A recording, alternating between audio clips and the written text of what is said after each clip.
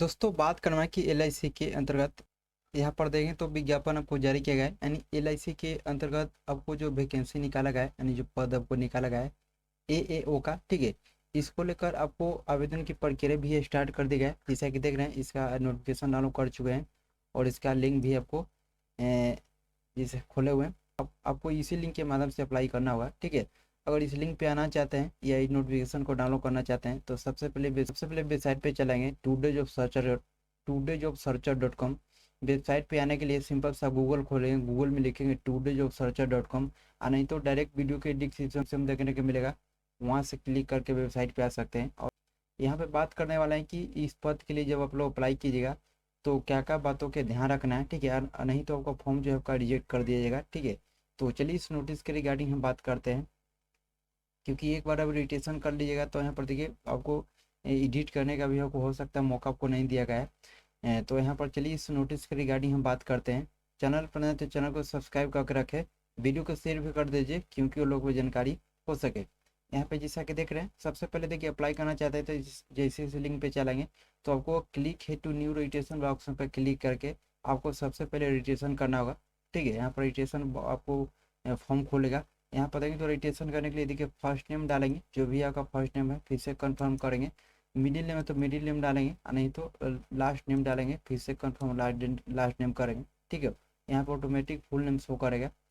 उसके बाद यहाँ पे नीचे आपका फुल नेम शो करेगा। यहाँ पे एक मोबाइल नंबर डालेंगे, फिर से पर मोबाइल नंबर कन्फर्म करेंगे। ईमेल आईडी अगर कोई अल्टरनेट कोई मोबाइल नंबर है तो डालेंगे, न तो छोड़ देंगे, ठीक है। उसके बाद ईमेल आईडी डालेंगे।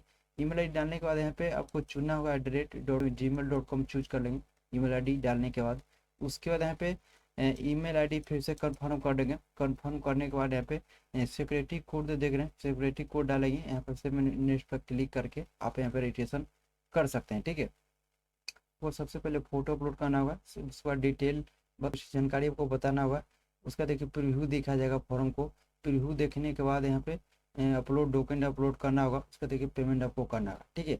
अब हमें देखिए ये सभी जानकारी फिल आउट करने से पहले आपको ध्यान रखना है, अन्यथा आपको फॉर्म को रिजेक्ट कर दिया जाएगा, ठीक है। सबसे पहले यहाँ पे बात करते हैं कि क्या क्या बातों के ध्यान रखना है। करते हैं सबसे पहले कि आप रजिस्ट्रेशन करिए। रजिस्ट्रेशन करने के उपरांत किसी प्रकार की त्रुटि हो गया है तो क्या इसमें अपडेट कर पाएंगे कि नहीं, सुधार कर पाएंगे कि नहीं, तो इसको लेकर बात करने वाला है। तो यहाँ पर जैसे ही आप पेज नंबर 9 में चलाएंगे, ठीक है।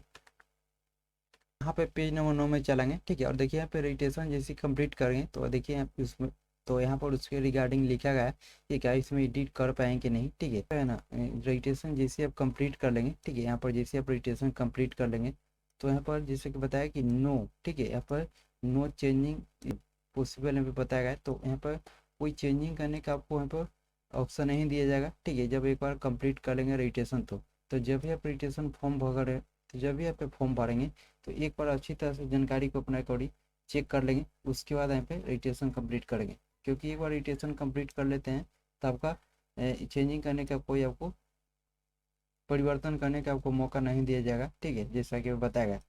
तो एक बार आप अपना अकॉर्डिंग अच्छी तरह से देख लेंगे, उसके बाद कंप्लीट करेंगे, ठीक है।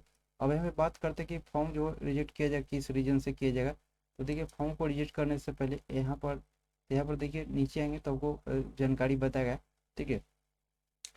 यहाँ पर देखें तो आपको नोट में लिखा गया, पेज नंबर 11 में आएंगे तो नोट में आपको बताया गया, लिखा है कि in case the face in the photograph हो गया, सिग्नेचर हो गया, लेफ्ट हैंड थंब इम्प्रेशन हो गया, एंड हैंड रिटन डिक्लेरेशन हो गया, अनक्लियर जैसे कि लिखा है कि अनक्लियर, ठीक है, the applicant candidate may be reject, ठीक है।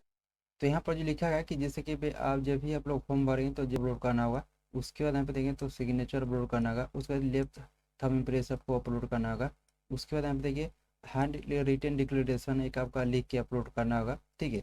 उसके बाद यहाँ पे जो बताया है कि ये सभी जो है ना अनक्लियर यानी क्लियर आपको नहीं रहेगा तो उस केस में आपका जो फॉर्म आपका रिजेक्ट कर दीजिएगा, जैसे, ठीक है। तो ये सभी अगर क्लियर नहीं रहेगा, जैसे कि फोटो हो गया, सिग्नेचर हो गया, लेफ्ट हैंड थंब इम्प्रेस हो गया, हैंड रिटेन डिक्लेरेशन हो गया, ये सभी जो है ना क्लियर नहीं रूप से दिखाई देगा, यानी क्लियर रूप से नहीं दिखाई देगा, ठीक है। तो आपका फॉर्म आपका रिजेक्ट कर दिएगा जा सकता है, जैसा कि पे बताया गया, ठीक है। तो एक बार अच्छी तरह से देख लेंगे। आपको फोटो जो है ना कितना साइज में जैसे कि रखा गया, यहाँ पर देखें तो कितना कितना साइज में अपलोड करना है ये भी आपको बताया गया। यहाँ पर देखें तो फोटो का जो साइज गाइडलाइन जो बताया गया है, फोटो का जो यहाँ पर साइज रखा गया है, ठीक है, आपको 200 इंटू 230 पिक्सल में आपको रखा गया है। इसका साइज 20 से 50 के बीच तक होना चाहिए। ये आपका फोटो का हो गया। उसका नीचे आएंगे और यहाँ पे देखिए जैसा कि बताया गया है यहाँ पे कि आपको सिग्नेचर जो अपलोड करना है या थंब इम्प्रेस हो गया, डिक्लेरेशन हो गया, इस वही के बारे में बताया गया। तो देखिए यहाँ पर जब यहाँ पर सिग्नेचर अपलोड करेंगे, इसका डायमेंशन 140 इंटू 60 पिक्सल में रखा गया है। इसका 10 के बी से 20 के बी तक आपको साइज होना चाहिए। और यहाँ पर लेफ्ट थंब इम्प्रेस का देखें तो 240 इंटू 240 पिक्सल में रखा गया है, 200 DPI में।